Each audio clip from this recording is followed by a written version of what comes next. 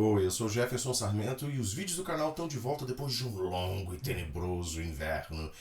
Tá certo, nem tão tenebroso assim. Eu fiquei distante esse tempo todo por conta do lançamento do meu novo livro, A Casa das 100 Janelas. E durante esse tempo todo em que eu fiquei imerso na divulgação do livro, imerso no lançamento desse livro novo, eu conversei com várias pessoas que já leram A Casa das 100 Janelas, algumas que estavam curiosas para ler A Casa das 100 Janelas, e muitas perguntas surgiram e várias ideias de roteiros novos apareceram para eu começar novamente os vídeos, para eu recomeçar os vídeos do canal. E uma dessas perguntas, ela se repetiu várias vezes nessas pequenas entrevistas, em algumas lives, em perguntas que eu recebi em inbox. Por exemplo, na entrevista para o canal Aventuras na História, eu acabei conversando com o Wallace e o Wallace me perguntou exatamente dessa maneira: Jefferson, para quem está com vontade de começar a escrever, por onde começar a escrever, como começar a escrever uma história?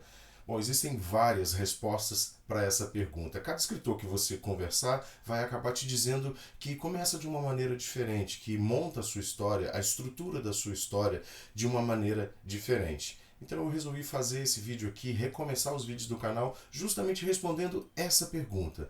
Jefinho, por onde eu começo a escrever a minha história?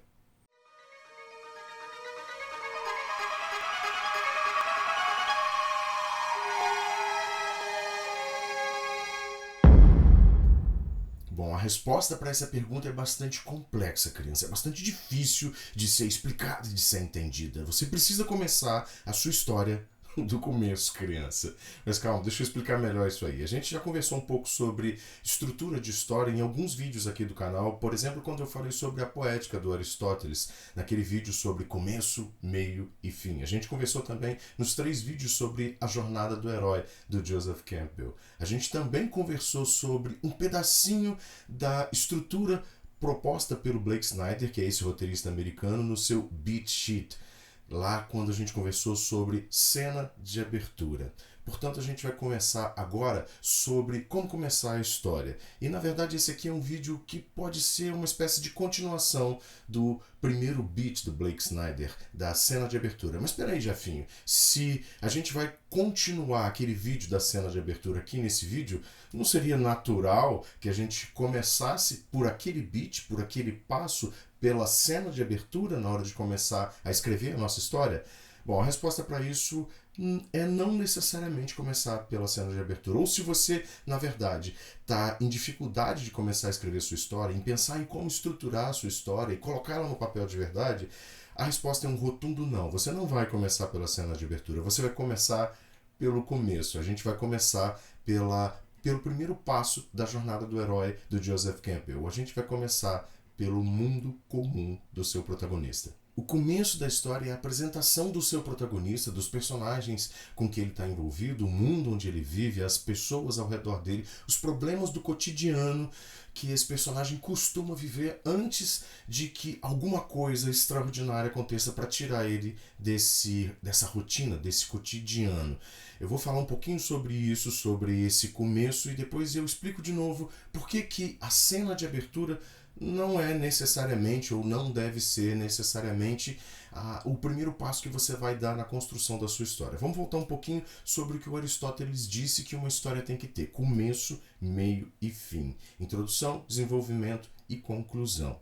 E por começo, o Aristóteles dizia que o começo é aquilo que não tem nada que o precede. Parece óbvio, né? Mas vamos entender melhor isso aqui. Não ter nada que precede aquele começo da história significa que o seu leitor, a pessoa que está assistindo um determinado filme, uma determinada série, não tem informação absolutamente nenhuma sobre o seu protagonista. Ele não sabe quem é o seu protagonista, ele não sabe do que se trata a história, o que vai acontecer com ele, quem são as pessoas que convivem com ele, como é a rotina, o dia a dia dele, o que ele sofre, o que ele tem de melhor, o que ele tem de pior. Essa informação não existe ainda. Então a gente vai começar por aqui. A gente vai dar o primeiro passo explicando para as pessoas, explicando para o seu leitor exatamente como é que é esse personagem, esse protagonista, onde ele vive, como é o dia a dia desse protagonista, dessas pessoas que convivem com ele, dessas pessoas que vivem nesse mundo que é comum, nesse mundo em que nada de extraordinário, em que incidente, incitante nenhum aconteceu ainda. O Joseph Campbell, como eu disse logo aqui atrás, chamava esse começo na sua jornada do herói de o mundo comum. O mundo comum está, por exemplo, enquanto o Harry Potter ainda dorme embaixo da escada na casa dos tios dele e ainda não sabe que é um bruxo. Ou seja, antes de o incidente incitante da chegada das cartas de Hogwarts para levá-lo para estudar numa escola de bruxos acontece.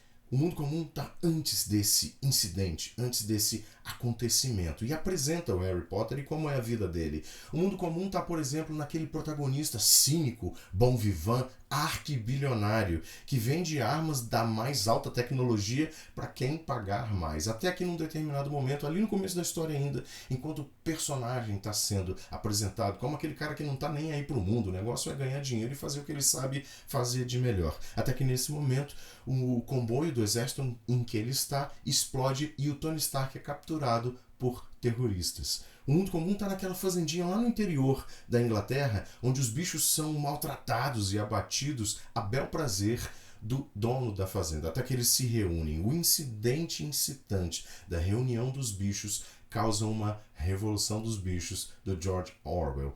O mundo comum está, por exemplo, nessa família nobre de um império intergaláctico que cuida do seu cantinho da galáxia, do seu planetinha, a cultura desse planeta, como eles vivem, os medos que eles sofrem. Então essa família é obrigada a assumir o controle de outro planeta, um planeta desértico, mesmo sabendo que eles estão indo para lá, a mando do imperador e para uma armadilha em Duna. O mundo comum, percebe? É tudo o que acontece antes, é a apresentação dos personagens, principalmente do seu protagonista e como ele vive antes de aquele incidente, daquilo que vai mudar a história e começar a jornada de fato acontecer. Bom, acho que você entendeu essa parte. A gente vai começar a história dizendo quem é o protagonista, quem é esse personagem, o seu herói da história, onde ele vive, como ele vive, qual é o relacionamento que ele tem com as pessoas ao redor dele, como é o mundo em que ele vive, qual a cor favorita dele, o que ele gosta de comer mais, que tipo de carro ele tem, se ele é um engenheiro, arquiteto, se ele é um escritor. Você apresenta essas informações para o leitor, mas Jefinho, a gente precisa escrever isso tudo. Não precisa escrever isso tudo.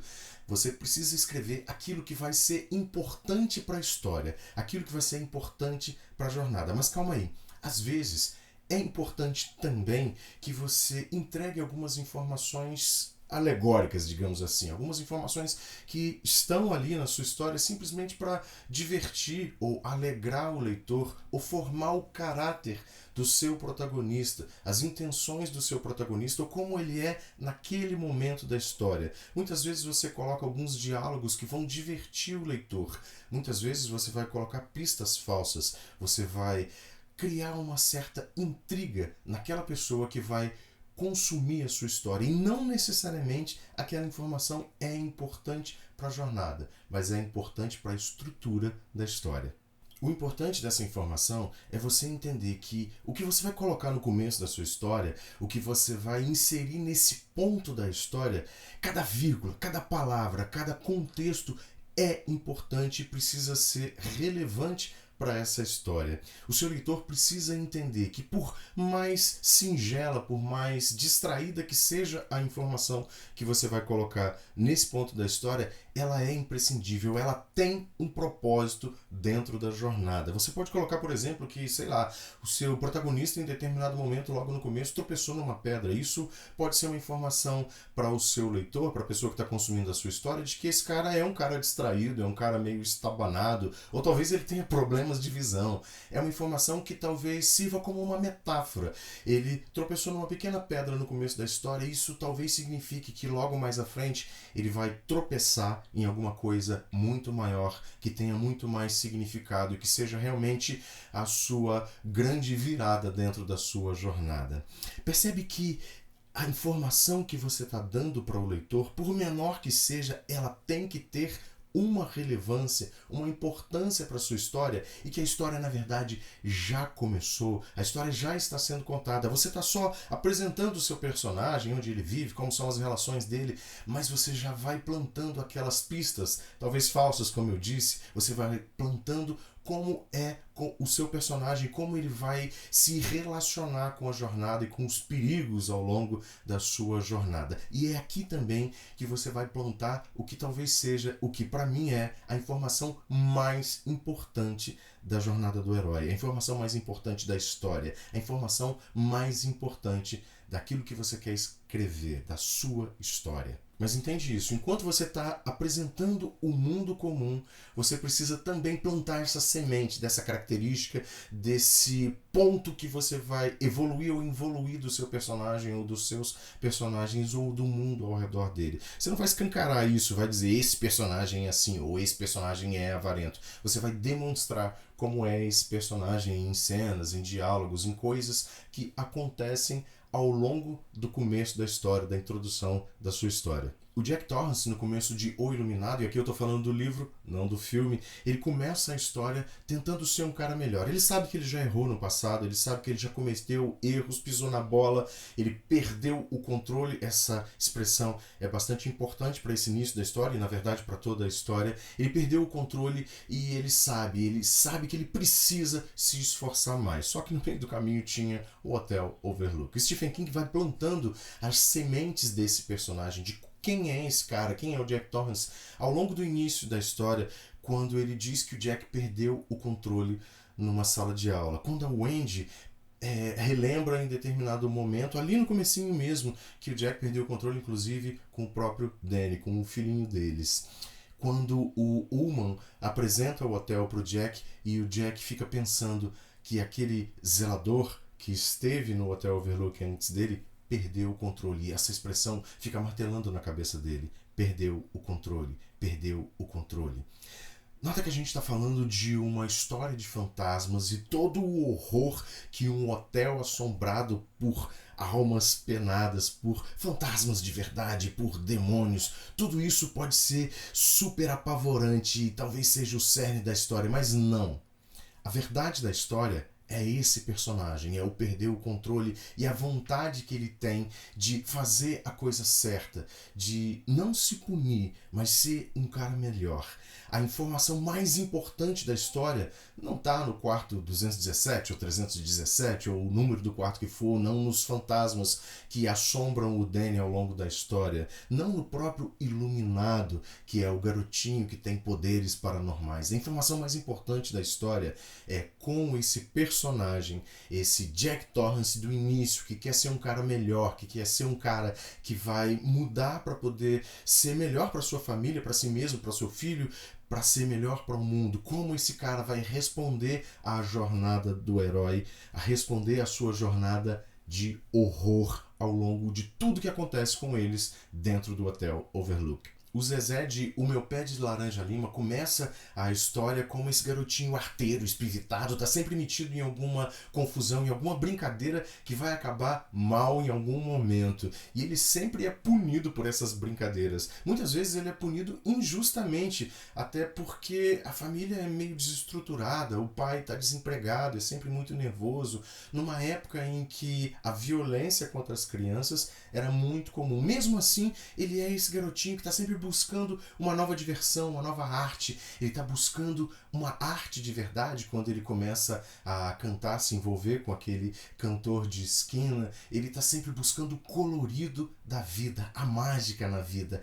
Só que infelizmente ele termina a história de uma maneira muito melancólica, como se ele tivesse desistido de tudo isso, como se a vida, o sofrimento ao longo da sua vida tivesse vencido aquela sua infância de busca da esperança. A última página de O Meu Pé de Laranja Lima é muito importante para você entender isso, porque o Zezé diz com todas as letras que ele não acredita mais no amor, que ele não ama mais. Em O Cavaleiro das Trevas, do Frank Miller, o Batman começa a história como esse personagem cínico, esse personagem que não acredita mais em nada. Há muitos anos ele não veste mais o manto do morcego. O mundo está modificado. Todas as pessoas estão modificadas. Ninguém acredita mais em herói. Os heróis não podem mais atuar. Mas mesmo assim ele volta. Ele veste novamente o manto do morcego e começa a caçar os criminosos, mas de uma maneira bastante diferente do que a gente via nas histórias em quadrinhos coloridas de antes de O Cavaleiro das Trevas. Ele tem um personagem mais bruto, mais violento, ele age como se ele fosse o carrasco do mundo. E ao longo da história, da jornada do Cavaleiro das Trevas, ele vai se modificando aos poucos. Ele vai, aos poucos, em poucos quadrinhos, em poucos desenhos, mostrando para você que talvez exista a esperança sim. E essa esperança tá na personagem que eu acho que é a mais importante da história em quadrinhos, que talvez muitas pessoas não entendam dessa forma, mas tá naquela menininha que o Batman, Bruce Wayne, aceita que ela vista o manto do Robin, é a Robin, e ela começa a mostrar para o Cavaleiro das Trevas que talvez exista a esperança sim, que exista uma semente de justiça em algum lugar, de pessoas que queiram de verdade melhorar o mundo. Isso vai sendo plantado aos poucos, muito aos poucos dentro desse personagem, e ele acaba saindo dessas trevas, ele acaba buscando de uma outra maneira a justiça perdida, e talvez até mostrar para o Superman fascista daquele mundo perdido, daquele mundo despótico, que existe sim esperança, que existe sim humanidade. Só que o Superman, assim como o Batman, precisa de um ritual de passagem para poder entender a humanidade outra vez. Ele precisa sim sentir na garganta e nos punhos do Batman o que é ser homem de novo. A gente pode imaginar o começo de uma história como um campo deserto, um campo em que nada está plantado, com seu solo arenoso. Simplesmente descrever que esse campo é estéril não é suficiente. Você precisa narrar por que esse campo ficou dessa maneira. Você precisa explicar, fazer com que o seu leitor entenda o que ele está vendo. Muito mais do que descrever o que ele está vendo, que ele entenda o porquê das coisas, que ele entenda como aquilo chegou daquela maneira. Porque aquilo não é mais uma floresta, por exemplo. Você pode simplesmente descrever uma fazenda ou que um plantador, um novo agricultor chegou lá e começou a plantar sementes. Mas só dizer isso não é suficiente. Você precisa que o seu leitor, a pessoa que está consumindo a sua história, entenda por que ele foi lá. O que ele espera? O que esse cara espera no futuro? Quais são as árvores frutíferas que ele espera ver plantadas naquela nova floresta, naquele novo pomar? E é isso mesmo que ele vai obter no final. Esse cara que plantou inicialmente esse solo infértil, que tentou novamente criar uma floresta, como ele era, como ele vai chegar ao final desse campo que já não é mais estéril. Mas Jefferson, e a cena de abertura? E a tal da cena de abertura, eu posso começar por ela ao invés de começar do começo? Claro que pode. Você pode começar por uma cena de abertura, mas lembra que lá no vídeo, sobre esse beat especificamente, o beat cena de abertura do Blake Snyder, a gente conversou, eu disse para você que as melhores cenas de abertura são aquelas que têm a ver intrinsecamente com o tema da história. Mas o que é o tema da história mesmo? O tema da história é isso que a gente acabou de falar. É exatamente a evolução do personagem. Como esse personagem era e como ele vai chegar no final. Que característica ele tinha no início e como essa característica vai sobreviver ou vai ser modificada ao longo da história, do que trata a subtrama da história. As melhores cenas de abertura falam exatamente disso, elas têm a ver com isso, com um determinado momento, com uma determinada informação que é imprescindível para que você entenda o personagem ao final da história. Eu já comecei algumas histórias minhas